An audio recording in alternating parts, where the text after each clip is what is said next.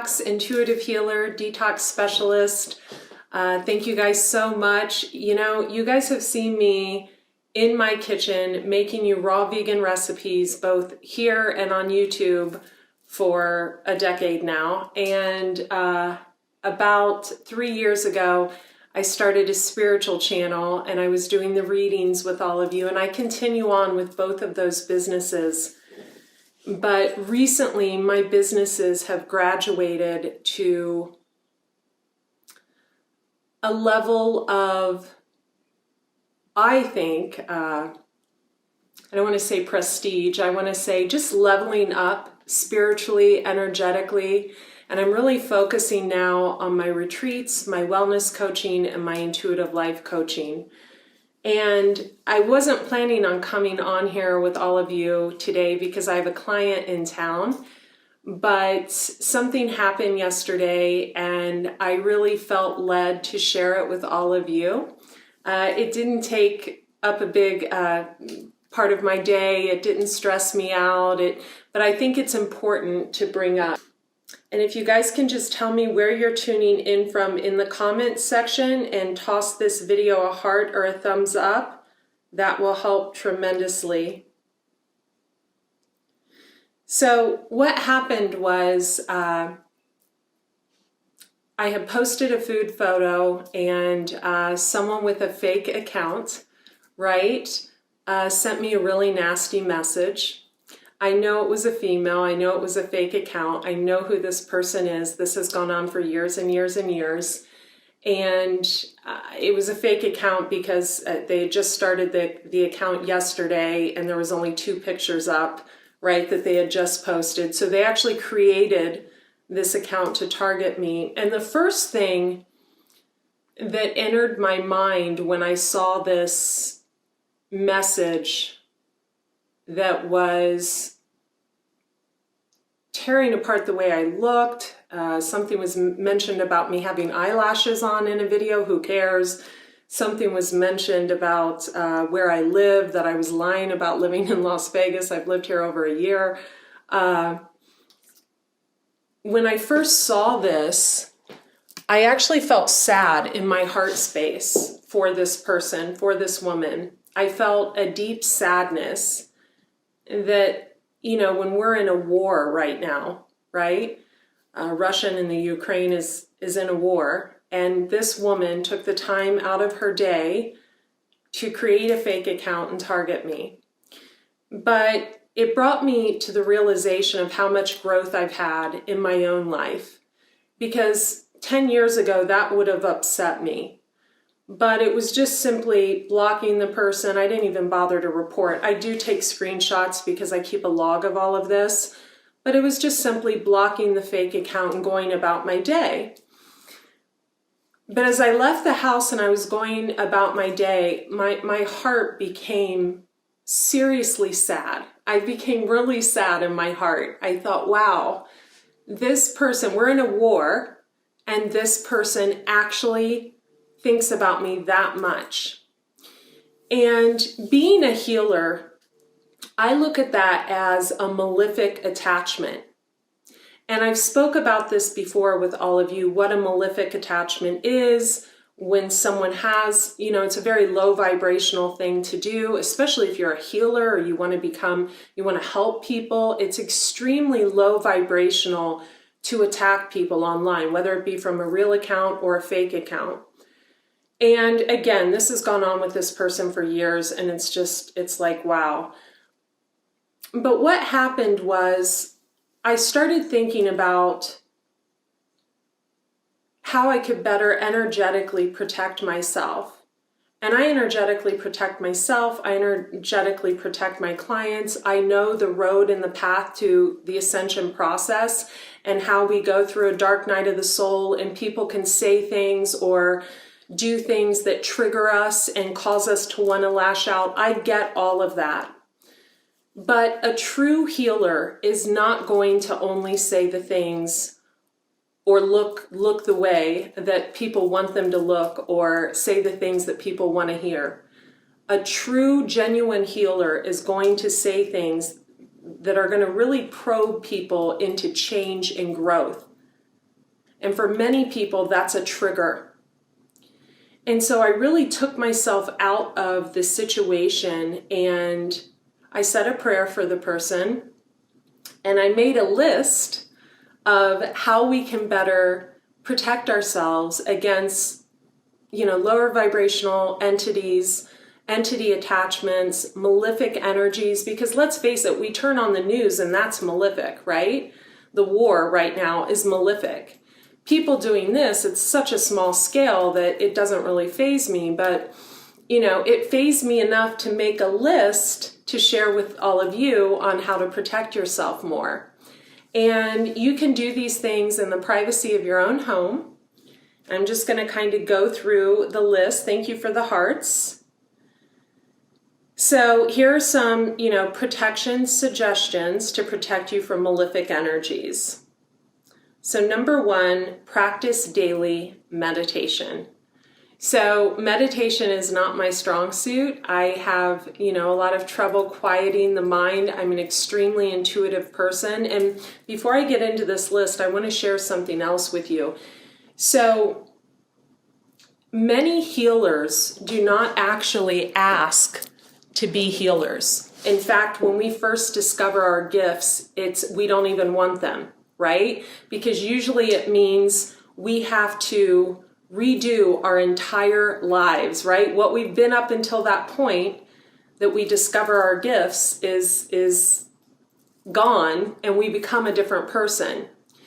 So if you know anything about astrology, you know that Pisces, Cancer, Scorpio are the 3 most intuitive signs. Having my first 6 houses in those signs, being a Pisces sun, high priestess, a Scorpio moon, a Scorpio rising, Cancer in the 4th house, Pisces, Venus, I am extremely intuitive.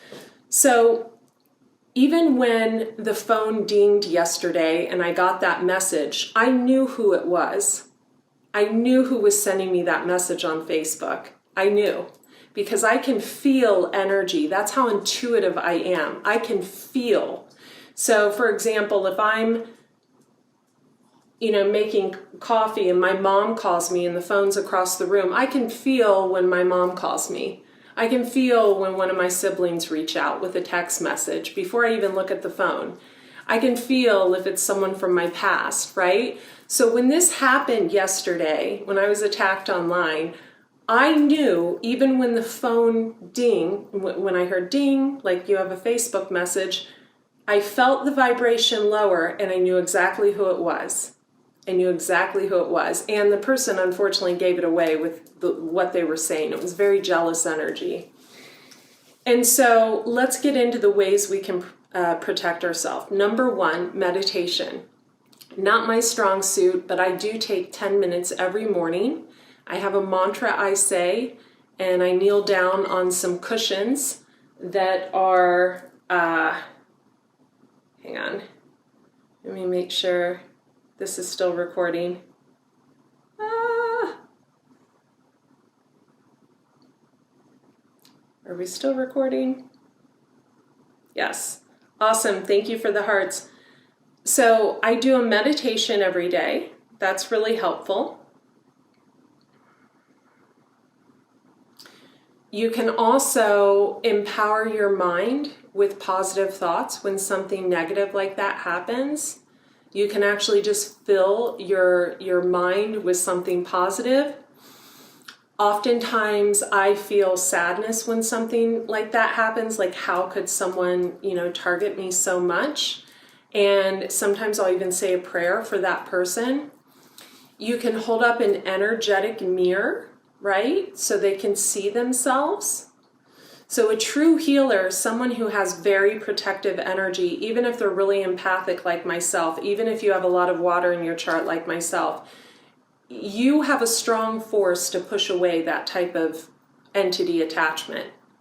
Whether it's someone being too needy, whether it's someone being hateful and jealous, whether it's someone targeting you online, whether it's someone trying to attack your business, whether it's someone, plagiarizing your work, whether it's someone, playing on your phone, whatever it is, whether it's someone speaking rudely to you, whether it's someone pointing the finger at you for something, you have the ability if you're a healer, if you're a true healer and you've truly done the work on yourself, to literally have an energetic mirror that mirrors everyone else's behavior.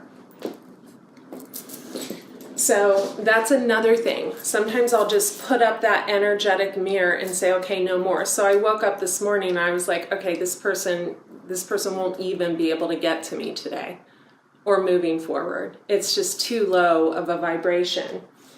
Another thing I love to do is use stones and gems. So stones and gems are a great way to protect yourself. I often sleep with a rose quartz under my pillow. It's the feminine, it's the mother, it's protection, it's divine protection by Gaia, Mother Earth. I have a citrine next to my bed, and that absorbs all worries. So I carry selenite in my purse. Be careful, it'll scratch your cell phone if you don't have a protective cover on it. So stones, I have stones all over the house. I mean, they're literally in every corner. I have a crystal grid buried around the house. So you can protect yourself that way. Another way is to call it out. For years, I didn't call that behavior out. And then once I did, I was targeted more. And apparently I'm still targeted, but it's to a much lesser extent. It's more, them doing things on the down low now instead of coming right at me. I mean, she must have been having a bad day or something, but you can call it out. And sometimes people need to hear or see what they're doing or know that when they're attacking you, know that you're not going to be a doormat, right? Know that you have things put in place. And, energetically, it is very low vibrational to attack someone like that, but especially when there's a legal undertone, when you're keeping such a good stream of information, a log of what's happened, that's just really dumb. So the most important tip in keeping malevolent spirits, entity attachments away is to use gateways, right? Actually invite them to come in so you can see what is going on. So a few years ago when I was being really heavily attacked, my reputation online, I actually invited the lower vibrational entities in so God, Spirit, Universe would actually show me who they were. I said, okay, let this person, whether it be online or in my space or whatever, have on a blue shirt tomorrow. And literally, the person showed up in my inbox in the color shirt I asked for. So it was really easy for me to, see clearly. So you can actually invite the lower vibrational entities in that are attacking you and ask God, ask your spirit guides to show you clearly who your enemies are. So that's another way. Another way is through prayer. Praying to your ancestors for guidance, praying to your ancestors for protection, praying to your ancestors to have, your enemies and these lower entity, attachments and what have you, to release you from whatever they're holding against you, right? That's another way. So oftentimes I have an ancestor altar in here. I have 4 altar tables in the house. I'll pray hands and knees on, my altar table before I go to bed, and I'll just ask, my ancestors that have crossed over to come in and to allow whoever has animosity towards me or what have you to just release it. So some other ways is to take really good care of yourself, right? It's really hard for people to attack you when you take stellar care of yourself. So if you're getting to the gym every day, or even not the gym, I hardly ever go to the gym anymore. I work out in the garage. When you go to the gym, when you get in the sauna, when you drink your vegetable juice every day, when you're eating really clean, it's harder for lower vibrational entities to attach themselves to you. They can try really, really hard, but they'll be seen, right? They'll be seen when that happens. So they'll be seen by you, they'll be seen by others, the mask will fall. So, these are just a few things I do. Also, deep breathing. Like when that happened yesterday, I don't even have to deep breathe anymore. I just look at it, know who it is, block it, and just, let it go. But I did think it was going to, provide me a great learning experience to share with all of you. But I want to say something else, and this is if you are struggling, and if someone maybe is triggering you a lot. It could be someone online that you see online, like myself or someone else, or it could be someone in the spiritual community, because there's a lot of phonies out there. Not everybody is really full of love and light when they say they are. You need to ask yourself why that person is triggering you. Is it because they're doing something you want to do? Is it because they're really confident on camera? Is it because they look a certain way, they take care of themselves, or what have you? Really dive deep and ask yourself why that person triggers you so very much. Because usually there's something within ourselves that we have let die, that someone else is holding a mirror to, that we want, right? So we attack the person instead of looking within and asking ourselves, why am I attacking this person, right? Why am I going after this person? This person doesn't deserve it. I don't even know this person. I've never even met this person. Another thing I want to say is,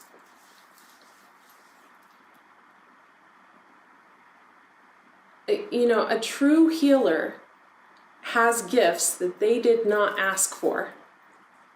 I didn't ask to have, most of my chart be in water signs, Pisces, Cancer, Scorpio. I didn't ask to have the burden of having such a strong intuition. I didn't ask for any of that, right? I didn't wake up one day and say, oh, I want to see the darkness in everyone. Oh, I have a Scorpio moon and a Scorpio rising. I want to see everyone walking towards me. I want to see their true dark side, right? I want to see what they do when no one's looking. I didn't ask for any of that. Clairvoyance is not a gift, right? Some people would call it psychic. We just rebranded my website. I didn't want the word psychic anywhere on there. I don't want to be known as that, but it's not something that we ask for and we relish in. It's actually something that's very hard to deal with once it comes to the surface. It is, because you see the darkness in everyone. So I always saw the dark and the light, because we all have the dark and the light. We all are the shadow and the light. That's what makes us who we are, right? Each of us has a light side and a dark side, and when we learn to let them dance together, that's when we reach this homeostasis that is so incredibly beautiful, where we're balanced no matter what is going on, right? We could be going through divorce, moving house, moving out of the country, lose a pet, and we could still be level-headed, because you've combined the feminine and the masculine, the yin and the yang. That's when you achieve that balance. So, most healers don't really ask for their gifts. I know I didn't ask for mine. They just showed up. They had always been there, but I didn't want to see them. I didn't want to accept them, right? I didn't want to learn to trust my intuition. Now I do. Now I know.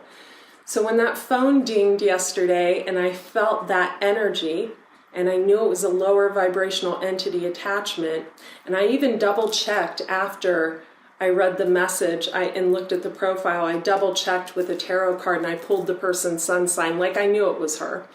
When that happened yesterday, instead of stooping low and attacking back, or, getting upset or anything like that, my heart really did hurt for the person. On a deep soul level, I felt like, God, I just want to give this person a hug. This is so tragic. Like, to really dislike someone you've never met. Like, this is tragic. And instead I left, and I thought this is going to be a great learning experience for my people. So, do you guys have any comments that you want to say? I'm trying to see if I left anything out. Oh, another thing, you can pray to the archangels. So you can pray to Archangel Michael, you can pray to Archangel Uriel, you can pray to Archangel Raphael, you can pray to Cecile, you can pray for what you need. You can pray for protection. You can pray to, have, people who feel this attachment or this need to attack you, maleficent, lower vibrational energies. You can pray for protection over that. And you will be protected. You will be guided. As long as you are in the right and you are walking in the light, you will be protected. But I want to say this one more time. If someone is triggering you, you need to ask yourself what in you has died or is not being seen or is being hidden or covered that this person is your trigger. Like, why is that? Why do you feel the need to hide this person or to attack this person or to go after this person so hard? What is it within you that feels so threatened by this one person? I'm only one person, right? But I'm a person that says things that not everyone wants to hear. Not everyone wants to hear, not everyone wants to be called out on their shit, I actually love when people call me out on my shit. I actually thank them. I feel like it's a time for my soul's growth and evolution when people say things to me.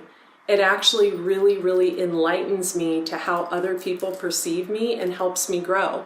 Whether they're right or they're wrong, it helps me grow, right? So,